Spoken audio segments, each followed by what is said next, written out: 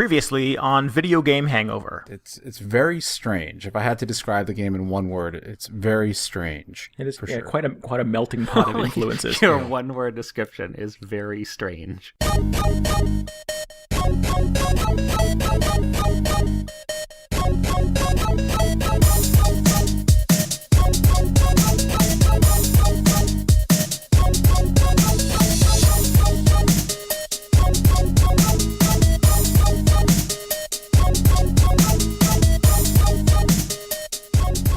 Greetings, citizens of the internet. Welcome to Video Game Hangover, the podcast for gamers who passed up the 3DS, the upcoming 2DS, and instead are just holding out for a 1DS. I'm really not even sure what the joke is there. Maybe the 2DS is the joke. On this week's show, snipe. Yeah, we'll weigh in on the next-gen console release dates and talk about whether or not we think anyone actually needs a shiny new video game system on release day. Oh, I screwed that up. Each week on VGH, we'll discuss the games that we keep these up late and break down a gaming-related topic. I've got it all screwed up now. We're right out. Just see previous leading. Exactly. Sorry if anybody had higher expectations. Sorry. Or are you listening to the wrong show? In the Hangover this week. In his defense, this is the first podcast we've ever done. This is true, yes. Yeah. Shaking some of the cobwebs off here. In the Hangover this week, we've got thoughts on Spelunky and Final Fantasy XIV and a spoiler-free chat about Gone Home, we promise. We'll also announce the announcement of a winner in our Summer Backlog Attack contest. It's the announcing of the announcement. I'm Randy Dickinson, and I'm in Harrisburg, Pennsylvania, and this is my first podcast ever. I am DJ Ross in Mountain View, California, and I don't have a witty quip. That was pretty good, though. This is Paul Sandu in Dallas, Texas, and I decided to show up for one of these things. Okay. Weren't you here last week? 2 in a row, baby. I don't know. I can't remember. We'll Was Paul make here it 3. last week? Okay, off to a good start. Guys, I'm super embarrassed because last week I was doing my PAX shoutouts, and I totally forgot that I ran into all the Polaris guys and gals while I was up there. Polaris is the YouTube network that does Lore in a Minute and all your other YouTube favorites. Oh. Which is cool because I really get to see them because they're all down in LA. So extra bonus shout out this week to Jeannie and Phil and Isaac and Nathan because I know a few of them are actually fans of the show. So cool. Thanks very much. We appreciate it. And it was awesome getting to run into you guys. So anyway, yeah. That's that. We got some updates on our Backlog Attack going on. Backlog Attack has ended, at least for you guys. We're still chugging through. We're going to chip away a little bit at it because we make the rules, goddammit. We still got a little more work to do. But you guys, we've been running this contest for like the last probably about a month now, and watching everybody post comments on Twitter and on VGHangover.com about the games they're chipping away at. And it's been incredible. Like, a lot of you guys posted these really ambitious lists of games you wanted to get through the summer, and you managed to clear out quite a few of them. We're, like, definitely way more than we've managed. Yeah, I think the members of our community are much better at attacking their backlogs than the people who came up with the idea of doing a backlog attack. Yeah, yes. Definitely. Do as we say, not as Correct. we do. Exactly. We gave ourselves like 3 extra weeks, and we still can't keep up with you guys. So yeah, it's humiliating, but we are humbled by your awesomeness. So Yes. At least you guys have completed more than one. Yes, that's true. Yes, Paul, that's true. So anyway, we're going to pick the grand prize winner, the greatest feat of backloggery. Sometime this week, we will let that person know. We'll get in touch, figure out which game they would like to receive as their prize. And then we'll have some other special announcements. We'll reveal all of that on next week's show, I think. Yes, absolutely. But we'll definitely get in touch with the winner sometime this week because, as you know, GTA 5 is right around the corner. God, that's frightening. Yeah. Right? Is that next week? Yeah, less than a week. From the day that you hear this, it will be less than a week till GTA 5. Less than a week? Yes, soon. It'll be like 4 days till GTA 5. Oh, man. When is it coming out? The 17th? Yes. 17th, yeah. Wow, it's a good thing I haven't had my head up my ass. Okay. They hide this information on the internet, Paul. It's so hard to find this stuff sometimes. Wow. Okay. Okay. Cool. But speaking of backlogs and our poor attempts to keep up with them, DJ, you've actually played some backlog games. At least one. Yeah, it's getting really down to the wire, and I'm realizing that my list is maybe a little... The remainder of my list is probably too ambitious to get through, but I've been Yeah, making I'm afraid an of effort. that as well. Yeah, what I have been doing is I've been playing Jet Set Radio on the Vita, and the PS3, actually, because it's got that cross-saving. It's good. I realized after a few hours of playing this is actually the oldest game that we've discussed in the Hangover, I think, ever. Really?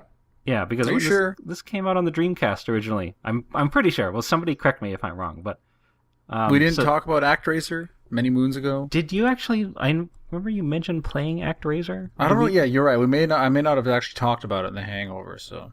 But Jet Set Radio is like a Dreamcast game. Yeah. Coincidentally, we're recording this on September 9th. So what's that? The 14th anniversary? 14th anniversary of the Dreamcast, yeah. Yeah. So, oh, wow. Didn't even plan that. That's incredible.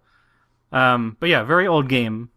In fact, one of the oldest games I've gone back and tried to play in recent memory. But So anyway, does it hold up?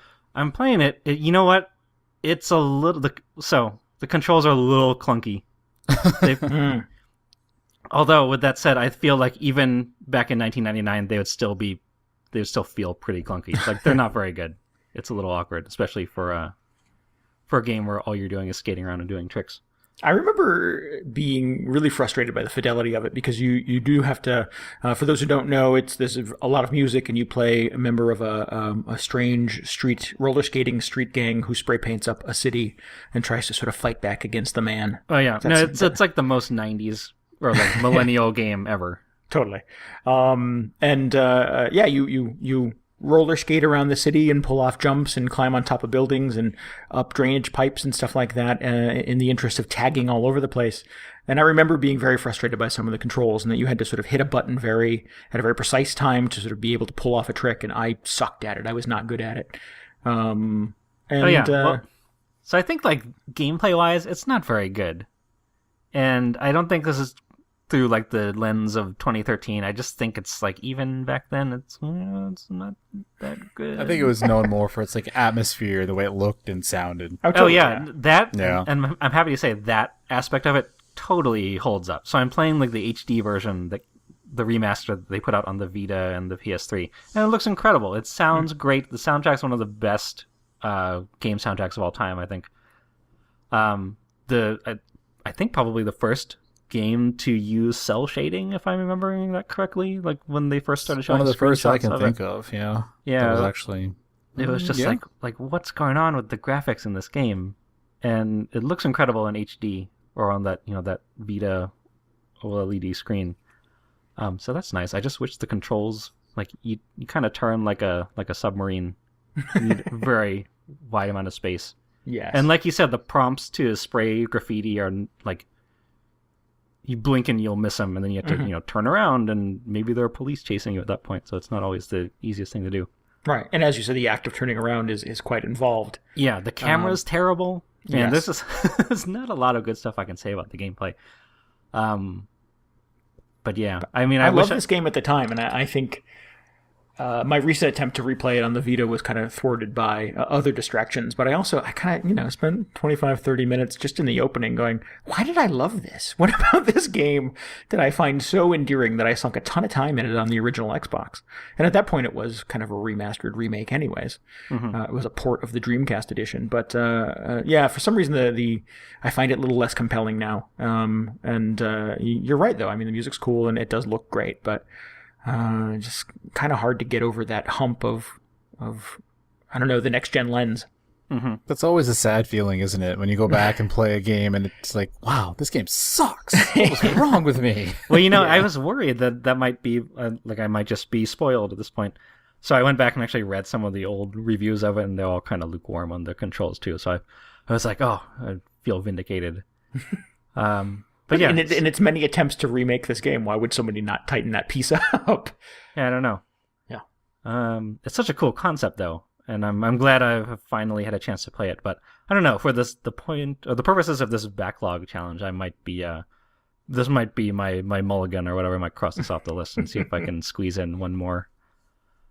from the what's remaining. That's fair.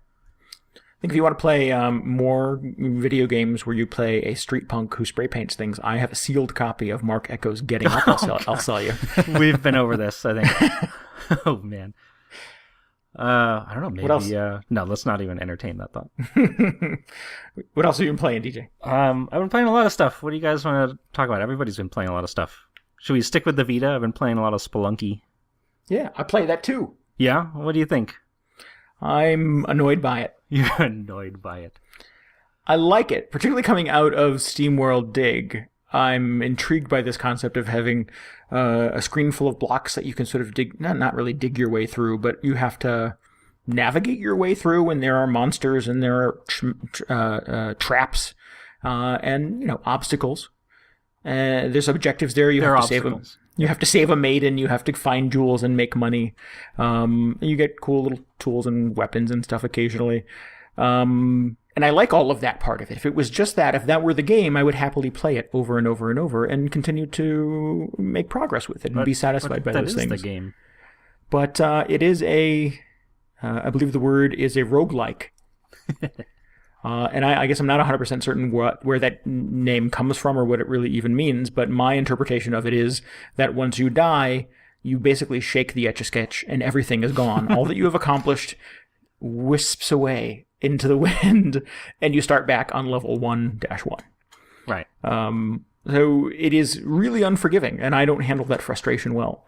I like a modest amount of repetition in games. I like being able to sort of figure out, okay, if I hide behind this box for a minute, guard A will walk into the shadow over there. I'm playing some Splinter Cell, and then this other thing will come by, and then the camera will spin away, and that's my moment to move. And you learn that through kind of playing that over and over in a game, and there is nothing like that in Spelunky. There is no ability to learn or memorize, and I find that a little frustrating. I don't know if I agree with that. I mean, I think you definitely are learning stuff as you play it. It's just you're not learning the exact path through the same level every time because it's a different level.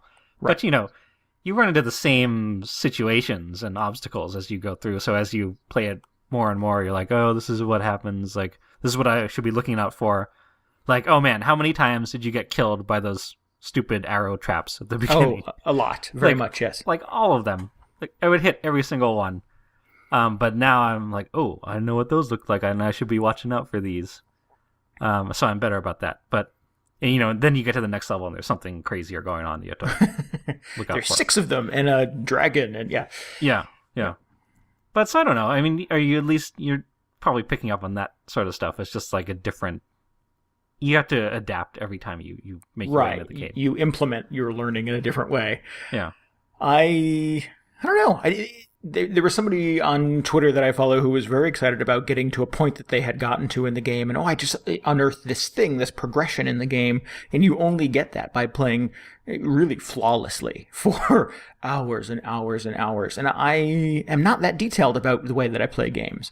It's hard for me to sort of make rules that I stick by. Again, going back to Splinter Cell, I kind of start most of the levels by saying, okay, I'm not going to kill anybody. I'm just going to sneak through this. And then at the end, the body count is just off the chart because I get to a point where I feel cornered. And the only way to sort of get through that is just kill everybody.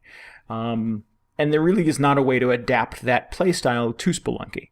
I wish there was a way to sort of go back to the main menu, tick a box, and it would just be forgiving. Just allow me to replay the levels over and over in any way that I want without making me go through the reiterations of the level and the redrawing of the levels. I get that this is the kind of game that they wanted to make and that there's a crowd for that. I just kind of think maybe I'm not that crowd. I don't know. I guess it's not really the type of game you usually play, but I like to think of it as like you get into it and you're there for kind of like, oh, how far can I get this time? And what kind of crazy treasures will I unearth? Because it totally changes your experience, the different equipment and things you pick up. And, sometimes you run into weird monsters and you're relieved that you don't run into others. But I don't know. If it was just the same thing every once in a while and you knew like the best route to go through, you would finish it up pretty quickly, I think. And then I would be kind of like it would feel like there was less incentive to go back and play it again. Which is like it's great for that because you can just fire it up on the Vita especially and do maybe a couple cave runs. It takes you a few minutes because inevitably you land on some spikes and have to start over. But I don't know. I'm enjoying it. I think it works very well. Yep. I don't know. And it's got and I forgot to mention this with Jet Set Radio. Spelunky doesn't quite have this, but it will remember your progress between the Vita and the PS3 versions. So like all the stuff you record in your journal and your high scores and leaderboard stats, it'll populate in both versions. Which is kind of fun. Which is kind of cool. And actually, so Jet Set Radio takes it a step further. It does the like cloud cross saving, which is the first time I've encountered this in a PlayStation game. But like I'll be playing on the Vita and I'll put it down and go start it up on the PS3, and my game's there, which is kind of miraculous. I'm still amazed every time it works, but that's very cool. I think it's worth the future. It is, yeah. What if every game was like that? What if you could just like pick it up on the Xbox version and start playing off where you left? I did some of that with Sly Cooper, the new Sly Cooper. Played a lot of it on the Vita, and you have to hit a button to upload your save, and then when you get to the PS3, you have to hit another button to download your save. Oh yeah. But the amazing thing is Jet Set Radio does it automatically. That's cool. Yeah, and I was like, whoa, that's great. Everything should do that. Are you listening, Sony? Yeah, I hope so. Maybe they'll do that with the PS4 stuff. But yeah, Spelunky. Yeah. I don't know how many more hours I have of that. I'm in this weird place where it's not the game that I want it to be, and I would just much rather go back and play SteamWorld again, I think. Okay, well, I'm glad you're not hating it, because I was really, like, after you talked about SteamWorld a couple weeks ago, I was like, oh, you gotta play Spelunky now. No, I think it's cool. I think there's a lot of fun concepts in there, and I can see how it would build on the experience that I had with SteamWorld Dig. So I think that's a fair recommendation on your behalf. And thanks to the kind people over at, I forget their names, who sent us the download code for Spelunky. There you go, Mossmouth. Yeah. Who sent me a download code for Spelunky so I could slam their game on our show. Sorry, guys. But yeah, I don't think I'm the target audience for this. I'll keep poking at it. But yeah, it's this weird thing where it's not the game that I want it to be, and that's frustrating for me. Okay. Well, at least you're branching out. Totally. Slowly, yeah. Surely. Okay. Next week, Dark Souls. I don't think that's going to happen. Next week, GTA 5. I think we established that. Oh, yeah, DJ. Right. Can't forget. Yeah. I got a vacation day I got to burn. Oh, nice. Paul. Yes. What's up, guys? How you doing? I'm doing pretty good. Excellent. What have you been up to lately? I went through Gone Home today. Actually, I was rushing home from work so I could play through it, so I could get home quickly to go through Gone Home. I'm confused already. So this is PlayStation Home, right? This is the home You're just playing where you have like a I trophy created room my and avatar and I was doing the Running Man all night long. your friends come over man. and hang out at your beach house. What if it was like, yeah, we're all gonna play Gone Home and talk about it on the next show, and then Paul just hung out in PlayStation Home for like 3 hours? I really don't get what you guys see in this. Just I can't find any of the secret journals. But yeah, so before we get into it too far, we're going to try and keep it spoiler free. Like the maximum level of unspoilage, I think. We promised at the top of the show that it would be spoiler free, so we must honor that contract. Just to reiterate, because I like going into this, I knew nothing about it. Yeah, same here. We've all played it, right? Yes. Yeah. And it was I feel like really careful about what I say. It totally was it was very surprising. I thought so too. Yeah. A brief description, because this is the information that I had going into it, is that you play a person who has been away on a semester abroad. Oh, wow, being and you return to your home late one night. You return to your place of residence. After having been away in a foreign land, to find that your family's not home. And the game is essentially you roaming around your house and looking in drawers and opening cabinets and putting together basically the clues that you can find that tell you what your family's been up to while you were away. And that probably doesn't sound super compelling. No, but it's all about like unraveling this mystery, right? Yes. So you're like, why? What's going on? So yeah, it's kind of weird. Like I've been playing a lot of games like this year. I played Analog and Starship Damray, which are all about like, maybe. Well, I'm not going to talk about gameplay in Gone Home, but they're like the reason you play those is because essentially you want to find out what's going on, what happened while I was not playing this game. And I think Gone Home is along the same lines. Yeah, I liked it. I mean, ultimately, I found it very engaging, very surprising. I was sad, and I guess I was a little bit angry when it ended because I wanted more. Yeah. I had grown to like the characters, and the characters really are just the people in your family that you're finding out about as both the player and as the character in the game. So yeah, I kind of wanted a little more time with them. It was like reading a good book and getting to the end and going, oh, I just want one more chapter. I just want a little more of these people. Yeah. Like what it does, it does very, very well. Like better than a lot of games in this genre, whatever that genre is. Very well written, very well voice acted. Very engaging, I thought. I liked it quite a bit. I think it plays in an interesting way with expectations that it creates through tone, through clues, through environment, a series of expectations. This is the kind of game you're playing. And as you go through the game, some of that stuff turns out to be true, and some of it turns out to be way off base. And I like that. I like sort of not being able to sit down to a game and knowing exactly what I'm going to get out of that experience. Yeah. I'm so glad I did not read anything about this beyond basically that description that you provided a couple minutes ago. Right. And that people whose opinions in games I like enjoyed it. And that was usually kind of enough for me to go with it. Yeah. I don't know. I found it really underwhelming. Really? Okay. I was going to say, are you of Yeah. a similar mind and you're not?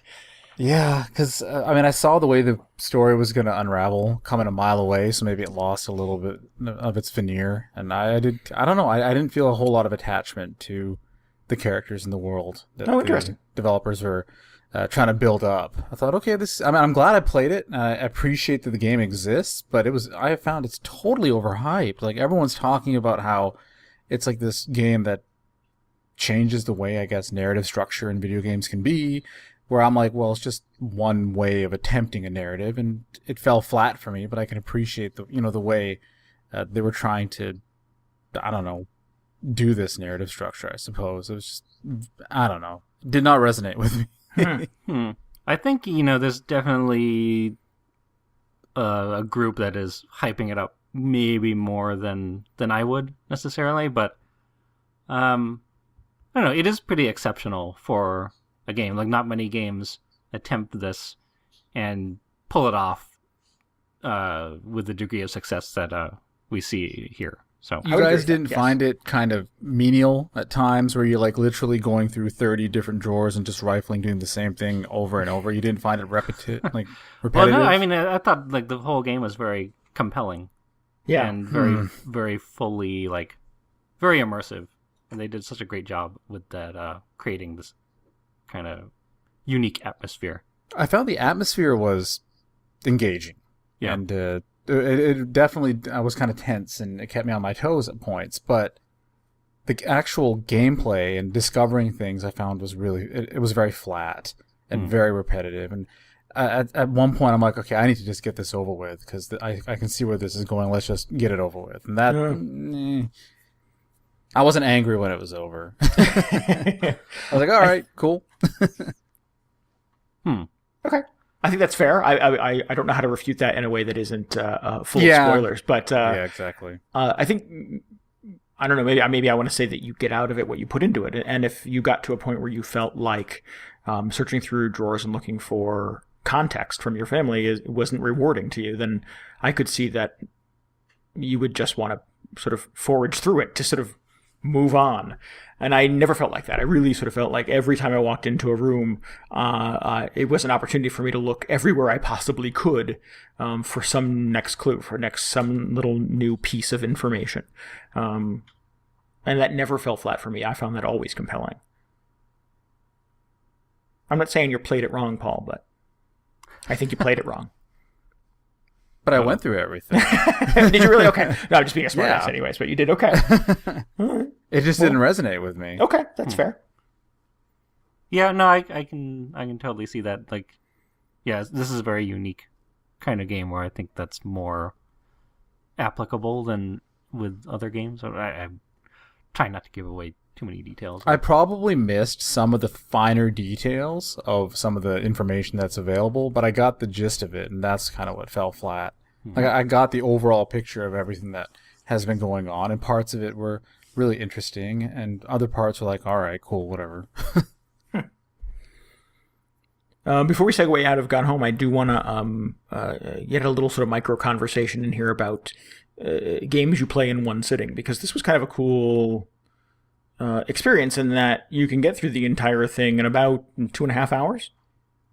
Yeah, I think it took me about 3 hours, but yeah. I got turned around at one point. And the last game that I remember playing that was like that was Journey, is that you kind of go through the entire experience in a sitting. And I remember having kind of a similar emotional response to both games. And I'm wondering what you guys sort of feel. That game was incredible. You loved Journey, I know, exactly. I loved Journey. And how do you guys feel about games that are kind of bite-sized like that kind of occupy a very finite space and don't have to be love it. 15-hour-long space epics? I would like more games that fall into like a 2 to 5 hour time frame. Like sit down and play the complete experience in 2 hours? Absolutely. Yeah. Absolutely. Like, even though I didn't really, walk away from Gone Home thinking, wow, that was incredible, I'm still glad I played it, and it was still worth the experience. Yeah.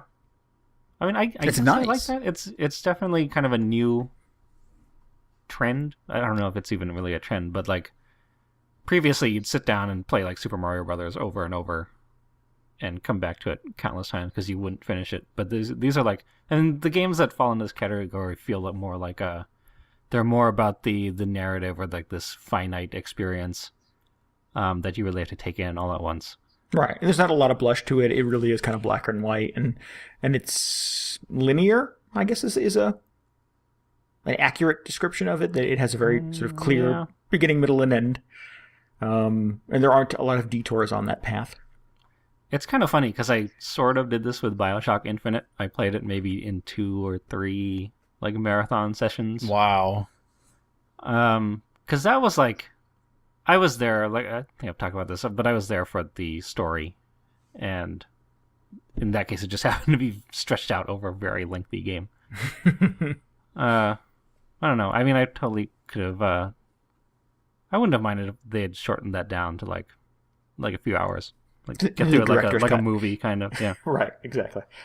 Well, I think that it'll be interesting to play the upcoming DLC for BioShock Infinite, because it is kind of these very short, compact side stories. Oh yeah. So I think hopefully they will be a little more narrative heavy and a little less combat intensive. Yeah. Unless you go for the Battle Arena one. Right, exactly. But I like it too. I would like to play more games that are like this. I like that about The Walking Dead as well, is that you could sort of get through every episode of that kind of in one sitting. And the cool thing about The Walking Dead is that you could look forward to future episodes to expand that story. So, oh, yeah. Yeah, episodic gameplay, I guess, is an element of that. But I dig it. And it's sort of new to me. I'm curious now about Starship Damray, and what was the other one you said, DJ? Analog. Analog, yeah. And trying to see if maybe that's something that I wish be interested more in. Developers would realize that you can tell a really good story in a short amount of time. You don't need 30, 40, 60 hours, what have you. Because there's 2 games I started this year that I've spent over 30 hours with that I dropped because I lost interest and other stuff came up. And now I'm never going to know how those stories end, and that sucks. Oh, please don't tell me one of those was The Last of Us. No. Okay. I did not spend 30 hours of The Last of Us. I probably would have finished it. Oh, man. That's kind of the reason why I dropped Last of Us so quickly, is because I knew I just simply did not have the time to do it justice. So I said, rather than have it be one of those titles where I get near the end and stop, I'm just not going to play it until I have the time to complete it. Okay. Good. Cool. Is that good on Gone Home? Do you guys want to get any more out there? Is there anything else we can say? I wish we could talk about it spoilery. Yeah. Maybe we can do a spoiler maybe we'll work cast or that something. at some point. Yeah. But yeah, I don't know, a future show maybe. But I like it. I would recommend it. Obviously, I think if you are someone who likes gaming experiments, who doesn't necessarily need to hide behind cover and go for headshots every time you play a video game, I think there is something very unique in Gone Home that is worth appreciating. So big thanks to DJ for buying me a copy. Oh yeah, well, I knew you were on the fence. Yeah, I was on the fence. I was totally not sold on this because it seemed like a pretty pricey game, $20 for something that I knew to be kind of a 2.5 to 3 hour experience, and I'm like, that's a lot of money for something that's going to be over in a minute. Okay, so I'll just close out on this, I guess. I was so high off it after I finished it, I was just like, I'm going to buy Randy a copy of this. And I did it, and he played it, so it was good. Cool. So maybe I should share the wealth. Maybe I'll buy somebody else a copy. Oh, okay. Well, let me think about that. Oh, you should do it. Yeah, I think. Well, now you have to do it since you said it on here. All right. Okay, well, we'll figure that out. Yeah. Do we have time to talk about Final Fantasy XIV? It's your show, DJ. Oh, you own it. It is, okay. So haven't we talked about Final Fantasy XIV? We did. We did? Oh, but it actually came out at this point. It came out the week before PAX. Final Fantasy XIV 2.0. The new version that's not the horrible disaster that they tried to bury. The new version. That's not the old version. Right. A Realm Reborn. No, they threw the servers on, like I said, the week before PAX. I think I couldn't play it at all that week because I was traveling. But that was good because they were having some server issues because so many people wanted to jump on and play it, apparently. Wow. That's kind of, par for the course, I think, with an MMO launch. I think so. Wait a Plus, week. I also read some stuff about, like, they kind of had set their expectations low based on the 1.0 launch. But, having your servers packed with people trying to play your game is not necessarily a bad thing, I don't think. Yeah, it's good press. Yeah. So we talked about it a little bit before, or I did anyway, because I was playing the beta, and it's the latest massively online Final Fantasy game. It's actually pretty good, I think. I haven't played a whole lot of MMOs. I definitely did not spend a whole lot of time playing World of Warcraft, but this one feels pretty good. I think if you've played an MMO before, you probably know what to expect. It's pretty standard MMO gameplay, but they do a good job of mixing it out with a few of the classes, which I talked about on here before. But I ended up playing. I created a new character for this. I ended up playing just a healer, which is, I think, more standard, like what you would find in another MMO. You're going to be in high demand when you start partying up. That's why I did it. I heard the lines are much shorter for healers trying to get into a dungeon. I'll bet. But it's cool. I mean, I like playing support classes. It feels very different than run up to an enemy and hack away with your sword. You have to really watch the health of your party and be. It's more spreadsheet watching than it is hacking away. Spreadsheet? What's spreadsheet? Like life bars. Oh, yeah. Like spreadsheets when you have like 30 people in a raid party. Oh my god. Never mind. The most I've had in a party so far was 4, so I guess I had that to look forward to. It's not a party. Party? Oh. It's a couple of people hanging out after work. That was a Final Fantasy game. That's a proper party. But no, it's been pretty good, and I think a lot of it is like the gameplay. If you're into console single player MMOs, or not single player MMOs, that's not a thing, but console JRPGs, that kind of thing, is maybe not as engaging as you would want in like a single player campaign. But I think it makes up for a lot, or the fact that it is multiplayer and online makes up for a lot of that. Because, you have the cool party interactions and that kind of dynamic where each person has a role and they're only playing one character and this is the job they have to perform, which is, I think is pretty cool. Plus, it's like, I was never really able to get into like the World of Warcraft and I played a little of Guild Wars as well. Those kind of very Western high fantasy environments And for some reason, I'm just like Final Fantasy. That aesthetic just does it for me. So I'm enjoying that quite a bit. Is that where the threads of Final Fantasy are kind of the most apparent in this?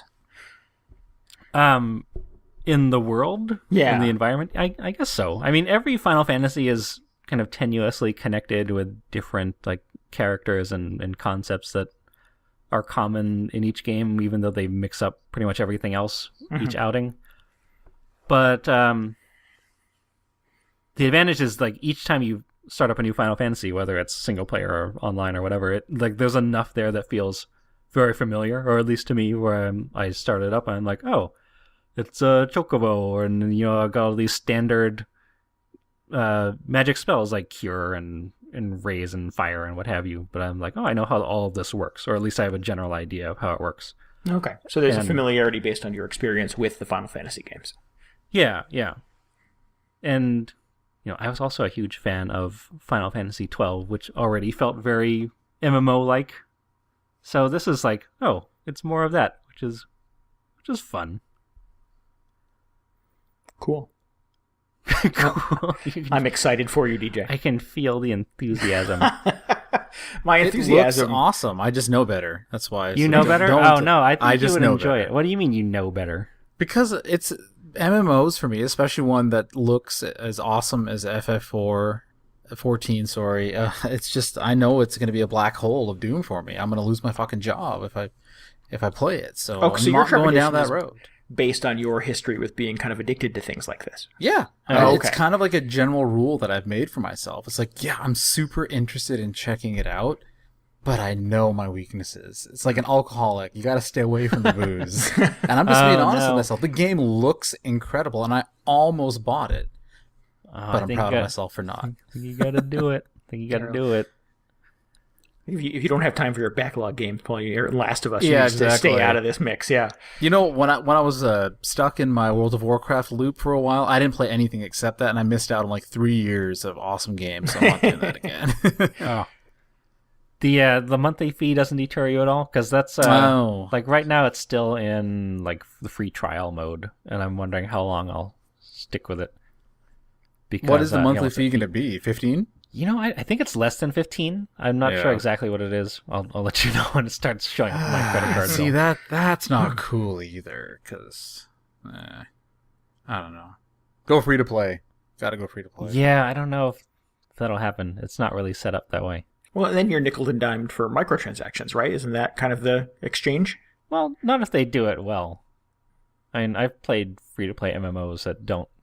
I mean, they don't feel oppressive or anything. Like you can still get quite a bit of gameplay out of it. Yeah, I have almost no experience with MMOs, so yeah. WildStar. I played that. WildStar, and it was fun. That's not even out yet, but that looks cool to me. I would play that. That kept popping up last weekend for some reason. I guess everybody they were doing a pretty heavy promotional push at PAX this year. But yeah, I don't know. So far, I'm enjoying it. It's a lot of fun. Let me know if you're playing it. We'll hang out. I'll heal you. I'll heal you. I'm really kind of curious though, because as we're about to start talking about next gen consoles, but they have a PlayStation 4 version in the works, and with like Vita remote play and everything. Like, am I gonna be able to play Final Fantasy 14 on my Vita, like in bed or something? It's like never get out of bed ever again. Just have this plugged into the wall all the time. It could be really dangerous. Cool. So I don't know. I'm gonna have to start working on Paul, get him into this. Oh no! Please don't. Yep. No. It's starting. You can get a wind-up airship as a pet that follows you around. It's the best. All right, I'm going to regain control of the show here and segue into the next thing that we want to talk about. Because I don't really know how to end a Final Fantasy 14 Oh, it doesn't end. That's the best discussion part. for Goes you. on forever. But on the show this week, really what I would like to talk about is the confirmed release dates for these next-gen consoles. In the last week or so, we have gotten confirmation that the Xbox One will be out Friday, November 22nd, at $500. Well, we knew the $500 part, but we didn't know the release date. And that is a week later than the PlayStation 4, which comes out Friday, 11/15. And we also know the price on that would be $400. So this is a little interesting to me in that Sony has made their date known. That date has been known for quite a while now, and Microsoft still, given the opportunity to jump the gun and get out ahead of the PS4, elected to go a week later. Still a week before Black Friday. Elected or have to? Well, I don't know. What do you mean? What do you think? I don't know. I just think that Microsoft is Paul, it sounds scrambling. like you have a theory. Yeah. Yeah, right. Yeah, they're scrambling to all this damage control they've had to do. I wonder if when the Xbox One comes out of the box on the 22nd of November, if we're not going to be seeing some major patches to the OS to fix up some of those shenanigans. They already said that there's going to be that patch that basically turns off their DRM scheme. Okay. Oh, it's I just shipping wonder with how that many in more place, we're going to see. What? It's no, shipping... No, they said you have to connect it, and so kind of ironic. You'll have to connect it to the internet to download the patch, so you will no longer have to connect it to the internet.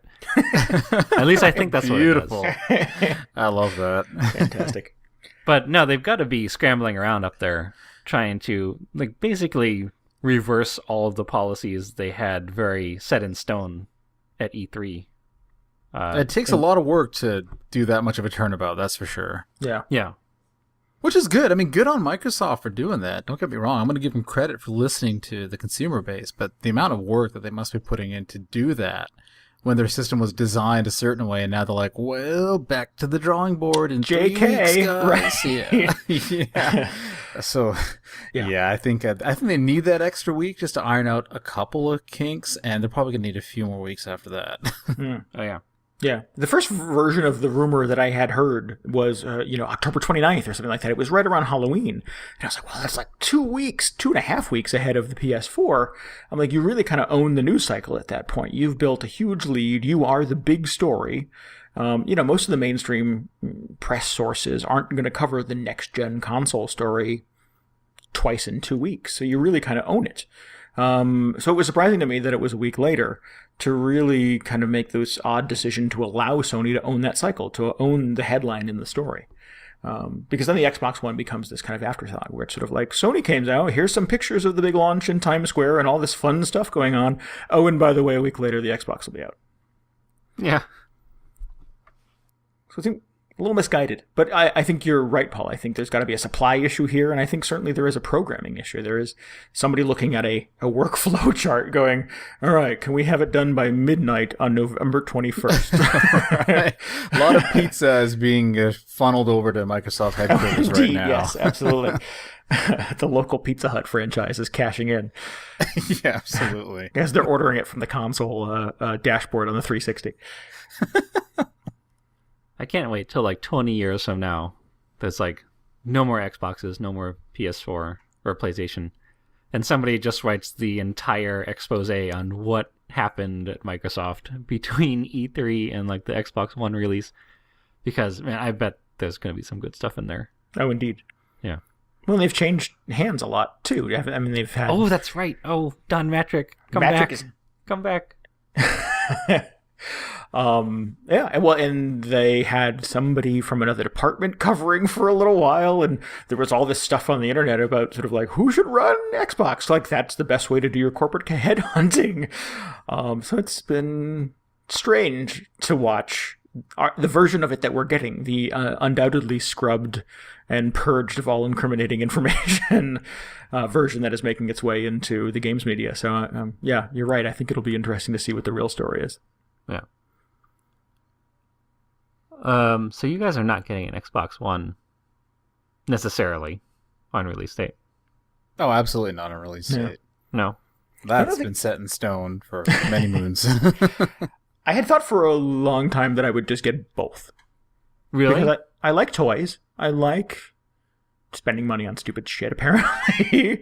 But the more I keep looking at the sort of Microsoft role reversal and all of the changes that they've made, it really just feels like they don't know what they're doing. And that scares the hell out of me.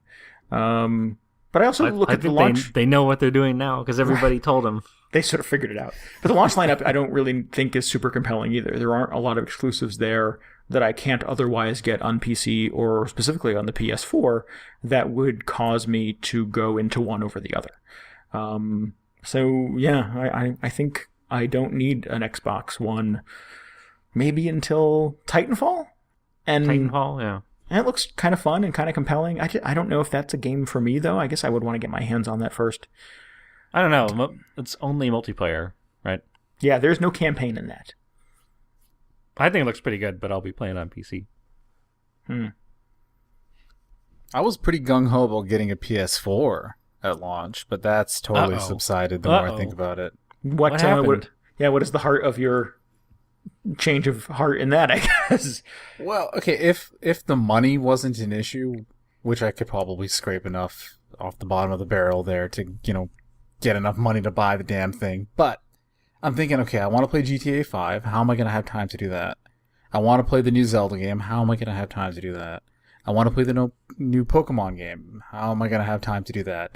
Is fitting in a new system really the best way to go when I can barely think how I'm going to, find time to play these other games for systems I already own? Well, I think here's a better question: is what would you be playing on the PS4? Watch Dogs is the only thing I can think of. Okay.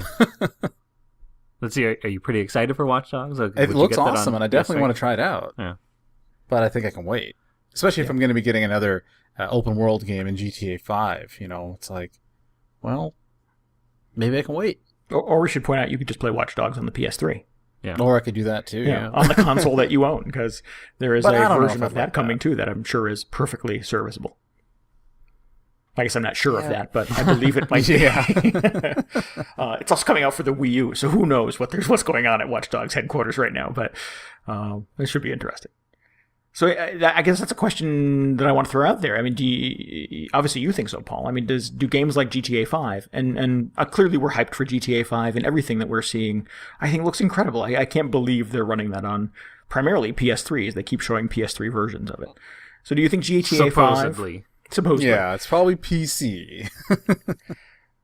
Well, that means we're being lied to, and I guess that's not a first either, but whatever. So do you think games like GTA 5, and like you said, there's a new Zelda game in the works for the 3DS, right? There's Assassin's Creed 4, there's Watch Dogs, both coming to current-gen consoles. There's still PS3 exclusives. There's Beyond, which is coming out the first week of November, I think. I thought that was PS4 for some reason. No, it's PS3. It is not PS4, surprisingly, but... do you think things like that, does the awesomeness of GTA 5 hurt next-gen consoles? I really want GTA 5 on the next-gen console. Could that happen? I'm sure that's coming too. If they're never going to do it, but if they would just announce it for next-gen, I would keep my pre-order for sure. I mean, I have a PS4 pre-ordered since a while ago with the thought that, if I change my mind, I can just cancel it.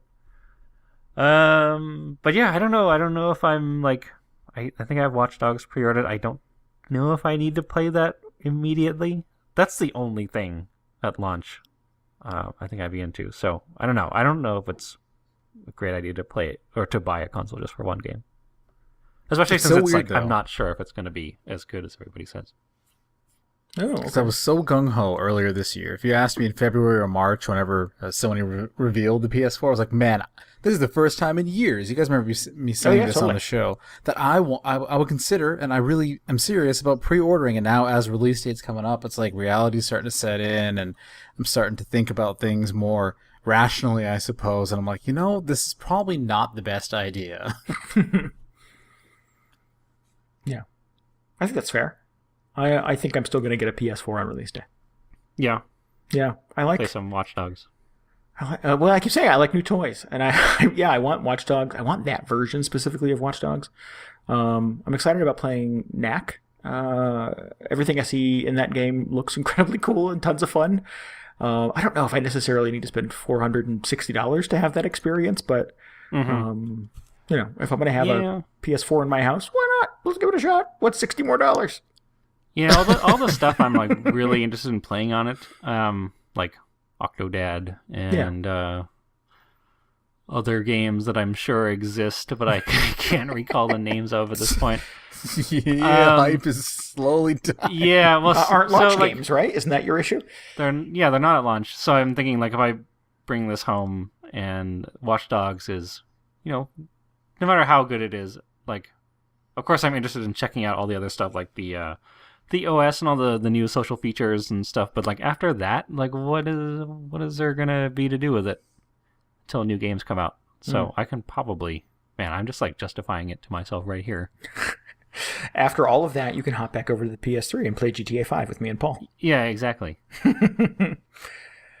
Yeah, that's a concern. I think that's valid. And I think I'm going to be really angry with myself if I spend a lot of money on this thing and it just collects dust on my entertainment center while I wait for more games to come out. Oh, I'm sure it will. That happens with every console. Yeah. But hey, at least they made me think about it, for a couple of months. Good job, Sony.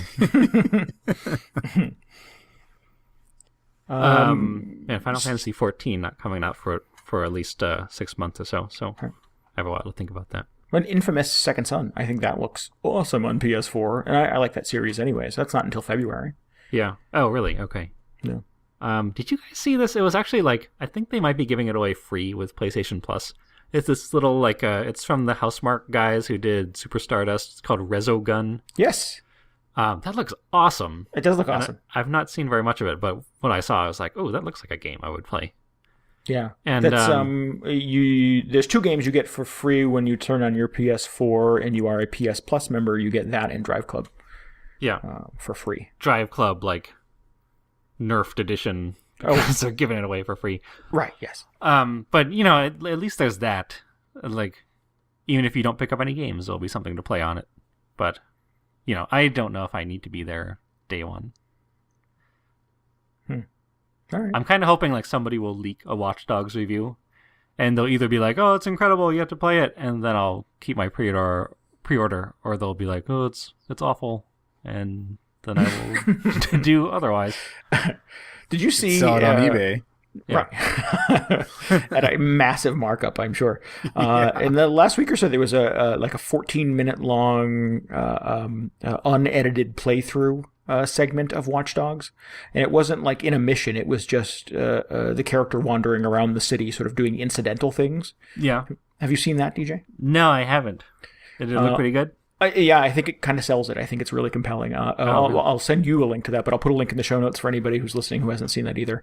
I'm certainly not part of the Watch Dogs Defense Club here, but I think it's a lot of fun. There's cool stuff going on there. And there is just announced, there's an iOS and an Android app for Watch Dogs that allows you to turn the app on your phone no matter where you are and to get into other people's games that are on your friends list and control elements of the city. You can put up roadblocks and you can turn security cameras on them and stuff like that. And you can do that from anywhere. You don't have to be in front of your PS3 or Xbox to do that. It's just a fun little asynchronous multiplayer kind of thing that this cool little app for your phone allows you to do.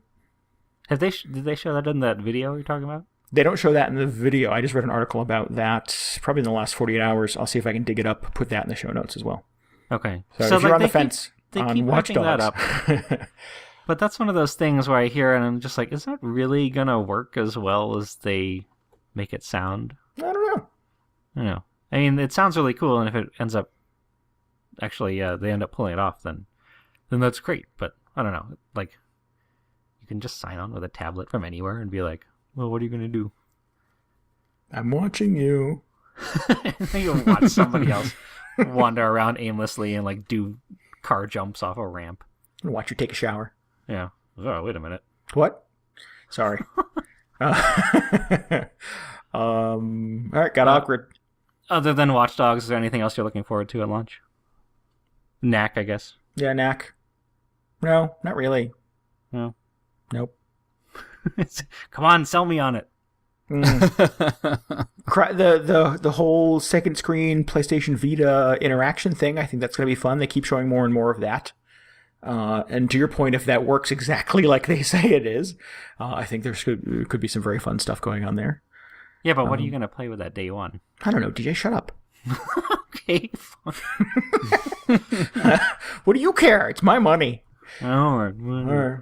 So I guess back to my original question, the 1 week advantage between Xbox and PS4. Do you think that makes a difference in the long run? This holiday season, Black Friday in the long shoppers? run, totally no. I think I'm kind of disappointed they just didn't say like, screw it, we're gonna launch same day as PS4. Oh, that would have been awesome. And it would just be a total bloodbath. People, Two different ends of Times Square, right? yeah, people trying to like carry these two enormous boxes to their car, and then like people tackling them. That'll be great. Getting jumped on the subway. All out war would break out. It'd be glorious. Yeah. I mean, this is really weird circumstance because we've never seen. Have we ever seen two consoles this evenly matched launch this close to each other? Because we had like the closest thing was like PS3 and the Wii came out a few weeks apart, but those are pretty disparate. Right. And what did the GameCube and Xbox, the original Xbox, launch kind of close to each other? I don't know if I remember. I don't even know. I don't remember, yeah. But everything like that I can remember, like PlayStation 2, Dreamcast were pretty far apart. Mm-hmm. Maybe PlayStation 1 and Saturn. Man, that's getting back there, though. Yeah. But yeah, no, the Saturn came out like a year before the PlayStation 1, I think. Oh, because they did like some weird release date. Yeah, they rushed the Saturn out. It was a complete mess when it came out. But, so yeah, like same month, a week apart. Pretty unusual. I'm a little disappointed, like, the Xbox isn't launching with all the crazy, like, account stuff they were talking about. And it's just going to be, like, it's pretty much just another PS4, but more expensive and with Kinect. They remain adamant about that Kinect camera, though. I think there were a lot of folks placing bets on whether or not you would see a version of the one come out that did not have the camera that would be $400. Yeah. Just to How hit are you that going to watch PS4 people in their showers without the Kinect? I mean, come on. by playing Watch Dogs, Paul. But I think, again, it's interesting that Microsoft has made the choice to sort of stay down that road and to offer a $500 system when the closest competitor is $100 less. Yeah. I think that's the biggest... Because their competitor cut out the camera. Well, but I think that's the bigger chasm, even more so than the 7 days in between the 15th and the 22nd. I think that $100 valley, is going to be telling, at least during holiday shopping season. Yeah. Oh, I can't wait. Yeah. It will, at the very least, be interesting to watch. Yeah. Even if I don't end up getting either of them, right. It's going to be hilarious. I mean, entertaining. It makes for good theater. Yeah. Cool. All right. So, we have time for last call? Let's do last call. Let's do it. Let's do it. Before we say goodnight, we've got time for one last thing. Oh, I'm the only one who wrote a last call down in our outline. So, I hope this is good. September 10th is the 20th anniversary of The X-Files. I know that show. That's crazy. That makes me feel very, very old. Man, a lot of stuff been turning 20 and 25 lately. It's a little frightening. Yeah, isn't it lovely? Yeah, but I love The X-Files. I was a huge fan. On September 10th, 1993, I was 19 years old and I was watching that show, and it was awesome. Man. I had never seen anything quite that excellent on TV before. And did you tune in for the premiere? Yeah, I did. I watched it from day one. I recall that. Oh, wow. Vividly. Me and my college girlfriend at the time were super hooked on it. We weren't even big sci-fi nerds, but we liked kind of creepy horror, unknown kind of things, and the X-Files really tapped into that. This is like the first... like, I had the complete wrong idea about the show. I thought it was like Unsolved Mysteries or something like that, or it was like loosely based on real cases. Oh, really?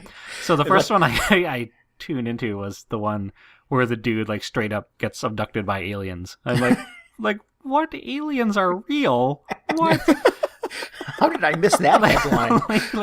I was so confused, but I quickly was taught otherwise. But anyway, continue.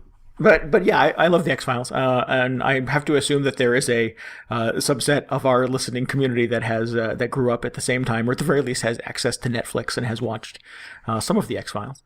Yeah, I just want to remember it fondly. I loved the X-Files. I had a good time with it. I've been very excited this year to see that there is a proper season 10 that is happening in comic book form. All of it supervised by Chris Carter, who was the original creator and executive producer and the director and writer on a lot of episodes. And he's supervising this like official 20th Century Fox sanctioned season 10 that Yeah. picks up where season 9 ended with Mulder and Scully and everybody else and all the shenanigans going on. Why couldn't it have picked up when season 7 ended? Well, yes, that would have been nice as well. And yeah, they're kind of handling a bit of that as well.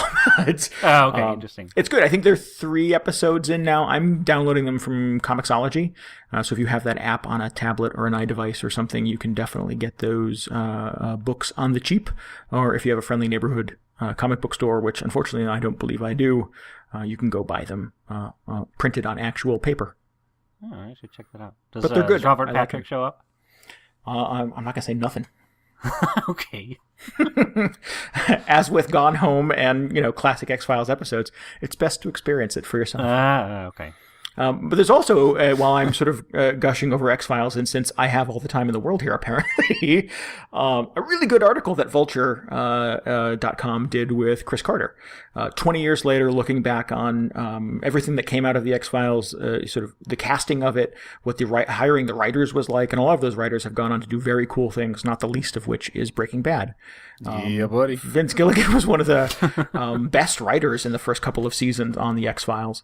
So yeah, there's some really, really awesome people that came out of the X-Files. So I love it. I was a huge fan. I'm getting kind of a 20 years later rush with all of the media and fun stuff going on. One of the T-shirt a day websites that I check every day has a cool 20th anniversary X-Files T-shirt today that I was very excited about. So I love it when things I really love. feel like the outlier today because I did not like the X-Files. Yo, you didn't like it? Oh, man. I noticed that you were strangely silent through this whole thing, Paul. You guys know I'm a sci-fi geek, and just doesn't click with me. Oh, See, and that's the thing is that I disappointing. think it's exactly the version of sci-fi that I like. I don't Yeah. like flying cars and laser guns and crazy shit. I like That's not even sci-fi. That's like fantasy stuff. science fantasy. That's true too. Yeah. But this is Like the if version you of it I if you like. take it to the degree that like Star Wars and the new Star Trek kind of does. Yes, I can see that. Sure, but I do like those Star Trek movies. I guess I make rules and I break them. Okay. But yeah, the X-Files, that was sort of the impetus for me. That was one of the first things that I was truly hooked on, where I got into the mythology. That was one of the first TV shows I was into when I first got access to the internet in college. So it was one of my first experiences on like message boards and stuff like that, sharing conspiracy theories and Oh, man. show reactions and stuff. And the birth of fandom came out of that for me. That was a good time. I've read a few X-Files websites in my day. Cool. Well, I thought so. All right, now I'm gonna go watch some X-Files. Okay, yeah. All right. Do you guys have a last call? Did you think of anything while I was talking about the X-Files? I'm so sad that Yes. Paul made his grand return to the show after a week away, after 6 days away. And he didn't like Gone Home. He refuses to play Final Fantasy XIV, and now he's down on the X-Files. Well, yeah. Sorry. Paul, you need to get some sleep and get up in the morning and reconsider your entire life. I absolutely do need to do that. I agree 100%. That's not even a joke. I do that every morning. Hasn't worked out so far. Seriously. The alarm goes off at 7 a.m. and you go, what have I done? What am I about to do? No. Right, seriously. All right. So if you have questions or comments or can help Paul find another path, we are VG Hangover on Twitter. We're also VG Hangover on Facebook. Or you can go to our blog at vghangover.com and let us know what's on your mind. Tell us about your favorite X-Files episode and whether or not you're going to buy an Xbox or a PS4. Tell Or- us why we should buy a PS4, because, Yeah. we're the Sony fanboys. Oh, just funny little thing here. A childhood friend of mine was a background character on 4 different episodes of the X-Files. Whoa. Oh, really? Well, because they filmed in Whoa. Vancouver for a while. Yes, Oh, sir. right. That's There you true. go. And you That's still why don't I hate like the show, it? man. Oh, It does it injustice to Vancouver, man. because you probably felt burned when they moved to LA or whatever they did. Actually, that did suck, but let's not go there. Okay, yeah. Well, and it was always Vancouver standing in for some other city. It was never sort of like, Yeah. Vancouver is the hub of all mystery in the universe. It was, this week it's New York City. This week it's LA. Now, they're always somewhere in the Pacific Northwest, too. Are you kidding? Some other guy has gone missing in a mysterious forest. Yep.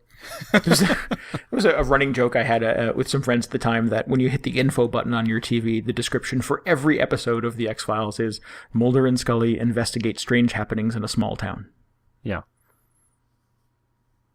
It's Those cool, are the though. best episodes. I agree. It was entertaining for 9 years. Yeah. Well, 7. Well, most of the 90s. All right, good. Well, we should say goodbye. This is Video Game Hangover, and I am Randy Dickinson. I am DJ Ross. I am Paul Sandu. Thanks for listening to Video Game Hangover. Goodbye. Bye. Good one, have one, good.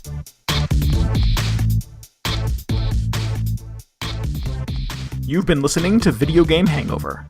Tweet your gaming questions to VG Hangover on Twitter, or you can always interact with us at vghangover.com. We'll feature the best stuff on a future episode. This week's music is by Ricky Hanmong from the soundtrack to the Curve Studios games Stealth Bastard and Stealth Inc. You can listen to the entire soundtrack and download a copy for yourself at curvestudios.bandcamp.com. Thanks for listening. We'll be back next week.